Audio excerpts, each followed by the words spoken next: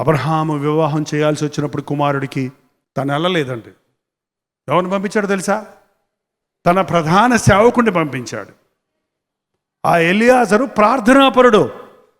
ప్రార్థనాపరుడు నా కుమారుడికి వివాహానికి వ్యక్తిని తీసుకురావాలని ప్రార్థనాపరుడికి అప్పచెప్పారు. పెళ్ళిళ్ళ పేరయ్య కాదు, మ్యాట్రిమోనీ వాళ్ళకి కాదు.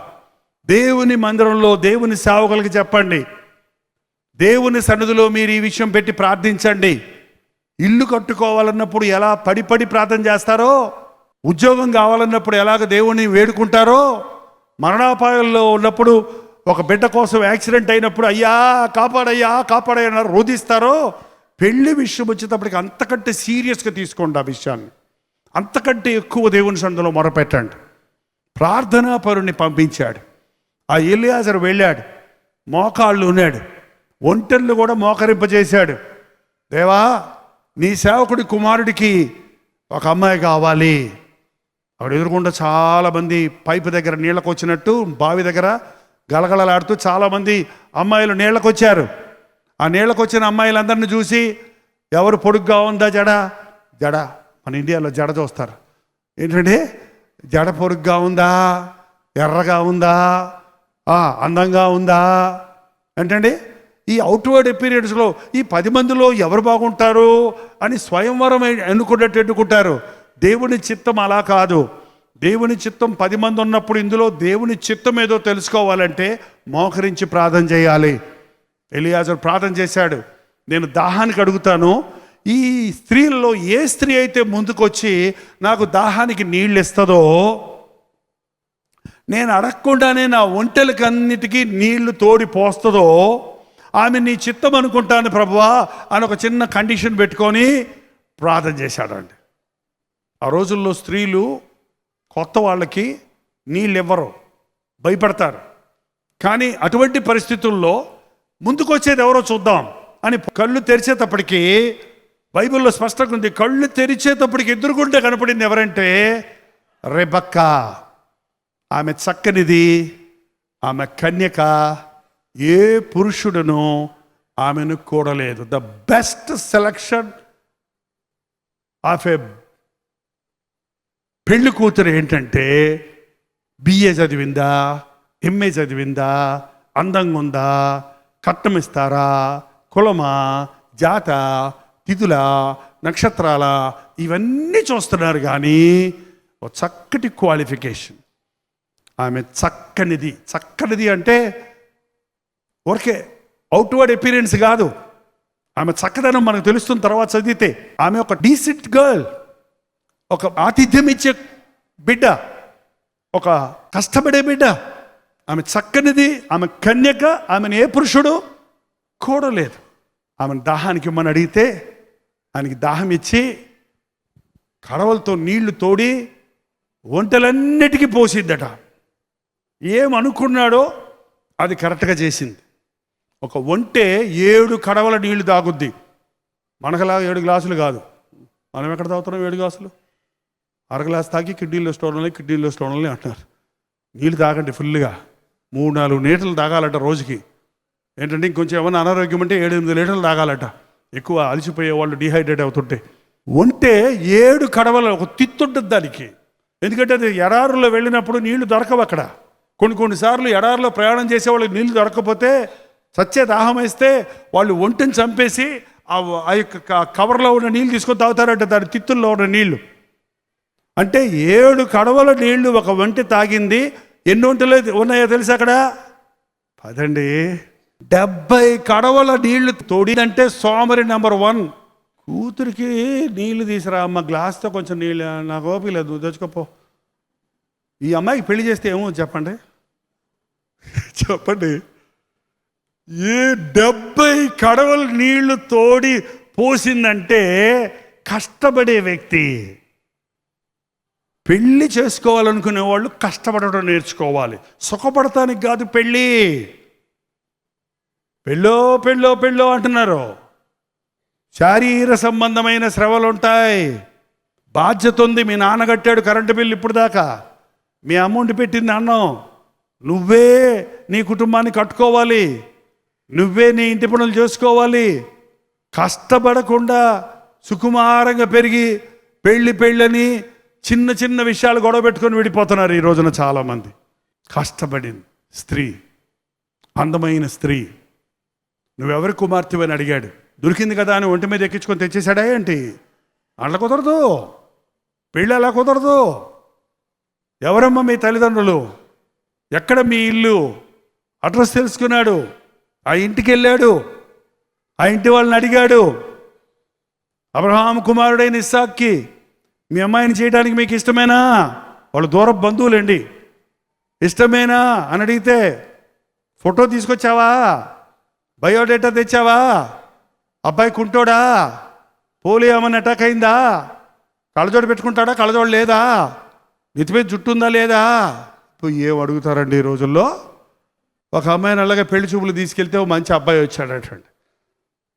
అంతా చూసుకుని అంతా మాట్లాడాక చివరికి లోపలికి పిలిచి నాన్న వద్దు నాన్న అందట. ఏమ్మా అంటే వాళ్ళ నాన్నగారికి బట్టతలు ఉంది, ఈయనకు కూడా బట్టతలు వస్తుంది, నాకు వద్దందట. వాళ్ళ నాన్నగారికి ఉంది, అబ్బాయి బాగానే ఉన్నాడు.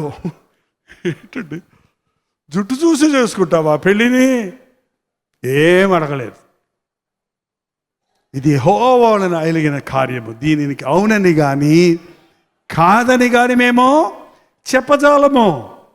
ఇందాక ఎవరో వచ్చి రేపు పెళ్లి చూపులకి వెళ్తున్నామండి, మా కోసం ప్రార్థన చేయమన్నప్పుడు నేను ఒకటే ప్రార్థన చేస్తాను. ప్రభా రేపు వాళ్ళు వెళ్ళినప్పుడు ఇది నీ చిత్తమైతే వారి మాటలు వారి మనస్సులు కలిసి ఖాయమవటానికి సహాయం చేయి. దేవుడి చిత్తమైనప్పుడు అక్కడ వచ్చిన అందరి మాటలు కలుస్తాయి, మనసులు కలుస్తాయి, ఏకభావంలోకి వస్తారు. అది నెరవేరుతుందండి. ఎక్కడి నుంచో వచ్చాడు అబ్రహాము సేవకుడు. వారింటిలోకి వెళ్ళినప్పుడు వాళ్ళు చెప్పిన మాట ఇది యెహోవాను అడిగిన కార్యము, అవునని కానీ కాదని కానీ మేము చెప్పలేము. తీసుకెళ్ళండి అయ్యా. ఆ రోజుల్లో పద్ధతి అలాగుండేది, ఒకేసారి తీసుకెళ్ళిపోయారు. ఇప్పుడు ప్రదానం చేసి తీసుకెళ్ళట్టు. ఏంటండి ఇక్కడ ఇంకొక ముఖ్యమైన విషయం ఉందండి. ఎప్పుడూ కూడా తల్లిదండ్రులు దయచేసి బలవంతంగా మీ అబ్బాయికి కానీ అమ్మాయికి కానీ పెళ్లి చేయకండి. మీ ఇష్టమే జరగాలని మొండిపట్టు బట్టి మీ బిడ్డల్ని బలవంతం చేయొద్దు. ఎంతగా పెళ్లి చేయాలనుకున్న తల్లిదండ్రులు ఇద్దరు ఇష్టపడ్డా, పెద్దలందరూ ఇష్టపడ్డా, పెళ్లి కొడుకు ఇష్టపడ్డా లేక పెళ్లి కూతురు ఇష్టపడ్డా, వారిద్దరిలో ఎవరైనా ఒక్కరైనా నాకు ఇష్టం లేదంటే ఆగాల్సిందే కానీ బలవంతం పెళ్ళిళ్ళు చేయకూడదు. మన దేశంలో సగానికి సగం బలవంతం పెళ్ళిళ్ళు చేసి తల్లిదండ్రుల మధ్య మొహమాట పడి చెప్పకుండా పెళ్లి చేసేసుకొని ఆ తర్వాత వారి బ్రతుకుల్లో నరకాన్ని అనుభవించే వాళ్ళు ఎంతోమంది ఉన్నారండి. కుటుంబాలుగా విడిపోయే వాళ్ళు ఎంతోమంది ఉన్నారు. తీసుకెళ్ళవన్నప్పుడు రెబెక్కాని పిలిచాడు. నువ్వు ఈయనతో వెళ్తావా అని అడిగితే వెళ్ళలేదను అంది. ఆమెకి ఇష్టమైంది. అప్పుడు తీసుకెళ్ళాడు. ఏంటంటే మరి ఇస్సాకు ఇష్టపడలేదే? ఇస్సాకు చూడలేదుగా. ఈ రోజుల్లో ఎంగేజ్మెంట్కి పెళ్ళికొడుకు కూడా వెళ్ళిపోతాడు. పెళ్ళికొడుకు వెళ్ళిపోతాడు, దండలు వేసేస్తాడు, ఉగ్రాలు పెట్టేస్తాడు, పెళ్ళి అయిపోయింది. ఇంకెందుకు ఎంగేజ్మెంట్కి పెళ్ళికొడుకు వెళ్ళకూడదు వాక్యానుసారంగా. కానీ ఈ రోజుల్లో కంగారు ఎక్కువ మన యవనస్తులకి. మీ ఇంటి తరపున ఎవరైనా వేస్తారా ఉంగరం? నేను ఎందుకు వచ్చాడు అయితే, నేను వెళ్ళిపోతాడు అయితే అని గొడవ పెట్టుకున్నాడు ఒక ఆయన. సరే నేను వేయించుకున్నాం. యాక్చువల్గా చూస్తే పెళ్ళి అయ్యే వరకు మీరు ఒకరితో ఒకరు కలవకూడదు. పెళ్ళి అయిన తర్వాత ఒకరిని ఒకరు విడవకూడదు. కానీ రివర్సల్ జరుగుతుంది. ఇప్పుడు పెళ్ళి కాకముందు చేయి పట్టుకుంటాడు. నువ్వే నీ కోసం నా లైఫ్, నా గుండె నీకు ఇచ్చేసాను, నీ లైఫ్ నాకు ఇచ్చేసావు, నిన్ను విడిచి నేను ఉండలేను అని ఏనో డైలాగులు చెప్తారు. పెళ్ళి అయిన తర్వాత భార్య మొహమే చూడ, నువ్వు ఎక్కడ దొరికావు దెయ్యంలాగా నా ప్రాణానికి, నువ్వు యముడు నువ్వు. ఎంతమంది ప్రేమ పెళ్ళిళ్ళు కూడా విఫలమవుతున్నాయో తెలుసా? కారణం అది ప్రేమ కాదది, ప్రేమ కాదది. దేవుని చిత్తంలో జరిగిన వివాహాల్లో దీవెన ఉంటుంది. దేవుని చిత్తంలో జరిగిన వివాహాల్లో కూడా పోరాటాలు ఉంటాయి, సమస్యలు ఉంటాయి. కానీ కుటుంబం కట్టబడుతుంది, కుటుంబం నిలుస్తుంది, కుటుంబం దిద్దబడుతుంది. ఆ కుటుంబంలో నుంచి వచ్చిన బిడ్డలు ఆశీర్వదించబడతారు. వివాహం అన్ని విషయాల్లో ఘనమైనది. ఒకటే మాట చెప్తున్నానండి, పెళ్లి చేయాలనుకునే వాళ్ళు, నేను ఎప్పుడు చెప్తాను మా సంఘంలో, ధైర్యంగా మీకు కూడా చెప్తున్నాను, 2 సంవత్సరాలు ప్రార్థన చేయండి పెళ్ళికి. అమ్మో ఏంటమ్మో 21 సంవత్సరం 22 సంవత్సరాలు కదా పెళ్లి చేసేది. ఒక 2 సంవత్సరాలు పెళ్ళి ముందే అనుకోని పెళ్ళి ప్రార్థన చేయకపోయింది. అంతా వచ్చాక అర్జెంటుగా చేయాలండి, మే మాసం ముగింపులో చేసేయాలండి అని గబగబ తొందరపాటు నిర్ణయాలు తీసుకొని పొరపాటులు చేసేవాళ్ళు ఎంతోమంది ఉన్నారండి. మా పాస్టర్ గారు చెప్పారండి అని చేసేసామండి అన్నాడు ఒక ఆయన. పాస్టర్ గారు చెప్పారని చెయ్యకండి దయచేసి, ప్రభువు చెబితే చెయ్యండి. బంధువులు చూపించారని చెప్పొద్దు. ఎవరినో నమ్మి చేశామండి మోసపోయాం అనొద్దు. పెళ్లి విషయంలో ఎవరిని నమ్మొద్దు, దేవుని తప్ప. దేవుణ్ణి అడగండి, దేవుని చిత్తాన్ని. పాస్టర్ గారికి ఏం తెలుసండి? పాస్టర్ గారికి అందరు మంచోళ్ళు. మీరు అందరూ ఎంత దేవదూతల్లా కనబడుతున్నారు నాకు నిజంగా. అసలు ఎంత మంచోళ్ళో మీరు. విజయవాడలో ద బెస్ట్ క్రిస్టియన్స్ మీరే అని పట్టు కనపడుతున్నారు నాకు. మీరు నవ్వు చూస్తే, మీరు కొట్టే చప్పట్లు చూస్తే, మీరు పాడే పాటలు చూస్తే, మీ బైబిల్, మీ చేతుల్లో బైబిల్ చూస్తే ఎంత మంచి విశ్వాసులు. అసలు నా దగ్గరకు వస్తే అయ్యగారు అంటున్నారు, అబ్బా మంచి దేవుడు మీ దీవించినగా అంటున్నాను. నాకేం తెలుసు? పాస్టర్ గారు ముందు అందరూ భక్తిగానే ఉంటారు, మందిరంలోకి వచ్చినప్పుడు అందరూ మర్యాదగానే ఉంటారు. అసలు సంగతి ఎట్లుంటుందో మీ ఇంటికి వస్తే తెలుస్తుంది. అసలు సంగతి ఎట్లుంటుందో మీ ఇంట్లో ఒక సీసీ కెమెరా పెట్టి ఇక్కడ చెక్ చేసుకుంటూ కూర్చొని వారం రోజులు అప్పుడు చెప్పేస్తారు మీరు ఎవరో ఏంటండి. కాబట్టి ఏ మనుష్యుణ్ణి నమ్మొద్దు. దేవుడు ఎంతైనా నమ్మదగిన వాడు. పాస్టర్ గారు ఇచ్చే సర్టిఫికెట్లు పరలోకానికి వెళ్తానికి కానీ, పెళ్ళిళ్ళు చేయటానికి కానీ ఏంటంటే పనికిరావు. రేపొద్దున పరలోకం వెళ్ళినప్పుడు ఎందుకయ్యా ఎక్కడికి వచ్చావు అని ప్రభడితే, మా పాస్టర్ గారిని అడగండి, గట్టిగా దొరికి నేను ఎట్టొచ్చానో 3 సంవత్సరాలు లేట్ అయినా పీట్ అయినా వచ్చాను. జైపాల్ గారిపై గెట్ టుగెదర్కి వచ్చాను ఏమనుకుంటున్నావో అంటే వెరీ గుడ్ అంటాడు అనుకున్నావు ప్రభు. ఒకవేళ అన్న అంటాడు, జైపాల్ ఎవడో తెలియదు, నువ్వెవడో తెలియదు పావయ్య అంటాడు. అప్పుడు ఏమంటారు? ఏంటండి, నేను కనుక దేవుని సేవ సరిగ్గా చేయకపోతే నేను అదిగా భయపడతా. మీకు భయపడి నేను దేవుడికి భయపడతా. మనుషులకు భయపడక్కర్లా, మన ప్రభువుని మెప్పించాలి. ఒకటే, ఈ రోజు నుంచి పెండ్లి చేయాలనుకుంటే మీ బిడ్డలకి ప్రార్థనలో పెట్టండి. ప్రార్థనలో పెట్టండి, ప్రార్థన చేస్తూ ఉండండి. నా బిడ్డల పెళ్ళిళ్ళ కోసం రోజు కుటుంబ ప్రార్థనలో, ప్రభా మా పిల్లలకు పెళ్ళిళ్ళ విషయంలో సాయం చేయనైనా. పెళ్ళిళ్ళు ఒకరోజైతే నాకే బోరు కొట్టింది. రోజు చేస్తాను, ఏం జరగటంలా, ఏమి అవటం లేదేంటి. ఎన్ని సంవత్సరాలు చేశారో, 3-4 సంవత్సరాలు, ఎంతో కాదు ఈ సంవత్సరాలకు, 1 సంవత్సరం 2 కాదు. ఏంటండి, తగిన సమయంలో దేవుడు టకటకటకటకటకటక ఒకే సంవత్సరం, ఒకే వారం, ఒకే నెల, ఒకే వారంలో 3 కొడుకులు పెళ్లి చేశానండి నేను. డబ్బులు ఎక్కడి, మ్యాచ్ ఎలా కుదురుద్ది? 3 పెళ్ళిళ్ళు ఒకసారి చేయాలంటే మాటలా? ఏమన్నా లక్షాధికారినా, ఏమన్నా డబ్బులు చేర్చి పెట్టానా? ఇప్పుడు ఆలోచిస్తుంటే నాకు అసలు అర్థమే కావటం లేదు. 3 సంవత్సరాల ప్రార్థన ఫలితం అది. దేవుని సన్నిధిలో పెట్టిన మొరకి తగిన సమయమందు ఆయన సమస్తము చక్కగా చేస్తాడు ఆయన. ప్రభువు సన్నిధిలో పెట్టండి. మీ బిడ్డలను చిన్నప్పటి నుంచి దేవుని బైబిల్లో పెంచండి. బయటికి వెళ్తే, లోపలికి వస్తే బిడ్డలు ఎక్కడికి వెళ్తున్నారని అడగండి. బిడ్డలు మీకు చెప్పి వెళ్తారా? మీ ఇంట్లో చెప్పరు. ఇప్పటికి కూడా నా బిడ్డలకి 2 బిడ్డలు పుట్టారు. ఇప్పటికి కూడా బయటికి వెళ్తే నేను ఇంట్లో ఉంటే చెప్పి వెళ్తారు, లేకపోతే ఫోన్ చేసి చెప్తారు, కుదరకపోతే కనీసం SMS పెడతారు. వచ్చినప్పుడు పెడతారు, reached home, I'm in the flight, reached home అని ఎప్పుడు పెడుతూనే ఉంటారు. ఒకవేళ వాళ్ళు ఎప్పుడైనా మర్చిపోతే నేను ఊరుకోను, నేను పెడతా, వేర్ ఆర్ యూ. ఏంటంటే తల్లిదండ్రులకు బాధ్యత, బిడ్డలు బాధ్యత. తల్లితో చెప్పకుండా అమ్మాయిలు బయటకు వెళ్తామేంటి? ఆ దీనా అనే అమ్మాయి ఉంది, ఆదికాండం 34వ అధ్యాయంలో. కొత్తూరు వెళ్ళేటప్పటికీ బయట ఆ మనుషులను చూస్తామని వెళ్ళిపోయిందంట. అన్నోళ్ళకి చెప్పలా, 10 మంది అన్నలు. ఏంటండి, అమ్మకి చెప్పలా, నాన్నకు చెప్పలా, బయటికి వెళ్ళిపోయింది. ఆడెవడో పట్టుకున్నాడు. అక్కడ గందరగోళం అయిపోయింది ఆమె జీవితం, గందరగోళం అయిపోయింది ఆ కుటుంబం, గందరగోళం అయిపోయింది ఆ యొక్క దేవుని చిత్తంలో నుంచి బయటకు వెళ్ళిపోయింది. దీనా ఆమె పేరు, డయానా ఇంగ్లీష్లో. 34 వచ్చాక ఇంటికి వెళ్ళి చదవండి. ఆడపిల్లలు దయచేసి ముఖ్యంగా బయటికి వెళ్ళేటప్పుడు, లోపలికి వచ్చేటప్పుడు తల్లిదండ్రులకు చెప్పాలండి. కుమారులు కూడా, మీరు కూడా మీ తల్లికి కానీ, తండ్రికి కానీ, అన్నకు కానీ, అక్కకు కానీ, ఇంటిలో ఉన్న వ్యక్తికి జవాబుదారీగా ఉండండి. మీకు సాతాను మిమ్మల్ని పట్టుకోవడానికి, వల వేయడానికి అవకాశం లేదు. ఈరోజు మనం నిర్లక్ష్యంగా వదిలేసి ఒకేసారి ఎక్కడో ఒక చోట ఇబ్బందుల్లో పడిపోయి కుటుంబ విషయాల్లో సమాధానాన్ని పోగొట్టుకుంటున్నాం. ఎంతోమంది యవ్వన బిడ్డలు వారి జీవితాన్ని పాడు చేసుకుంటున్నారు. సంసోను జీవితం ఎలా పాడైపోయిందో చూడండి. దేవుడి చిత్తానికి పోయి పెళ్లి చేసుకున్నాడు. బయటికి వెళ్ళి నాకు ఇష్టమైంది కాబట్టి నాకు కావాలని పెళ్లి చేసుకున్నాడు. అతని జీవితంలో ఆనందం పోయింది, దేవుని ప్రణాళిక పోయింది, దేవుని చిత్తం పోయింది. తన దాంపత్య జీవితం అనేది లేని స్థితిలో దిగజారిపోయాడు. దేవుని చేత అభిషేకించబడ్డవాడు, ఏర్పించబడ్డవాడు, గొప్ప కార్యాలు చేసినవాడు. నాకు ఇష్టమైంది చేయమంటే తల్లిదండ్రులు వద్దురా అంటే కూడా వినకుండా వెళ్ళి పెళ్లి చేసుకున్నాడు. ఆ తర్వాత వేశ్యల దగ్గరికి వెళ్ళటం నేర్చుకున్నాడు. దేవుని ఆత్మను పోగొట్టుకున్నాడు. చివరికి హోమోసైడ్, తను చస్తూ అనేకుల్ని చంపిన స్థితికి దిగజారిపోయాడు. దయచేసి వివాహాల విషయంలో ప్రత్యేకంగా ఉందాం. మీ ప్రత్యేకమైన వివాహాల విషయం ఎవరికైనా ఉంటే మీతో పాటు నేను కూడా ప్రార్థన చేయడం, నేనే ప్రార్థన చేస్తాను అంటలేదు, మీరు చేయండి. మీ పక్షంలో నేను కూడా ప్రార్థన చేయడానికి ఆశగానే ఉన్నాను. నేను వాక్యం చెప్పే వారి కోసం ప్రార్థన చేయవలసిన బాధ్యత నా మీద ఉందని, సరైన సేవకుడు అంటే వాక్యం చెప్పి వెళ్ళిపోయేవాడు కాదు, ప్రార్థించి పరిపూర్ణతలో నడిపించవలసిన వాడని నేను ఎప్పుడు గుర్తుపెట్టుకుంటాను. అలా ఎవరైనా మీ బిడ్డలకు పెళ్ళిళ్ళు చేయాలని, ప్రార్థన చేయాలని ఆశిస్తే ఆ బిడ్డల పేర్లు నాకు రాసివ్వండి.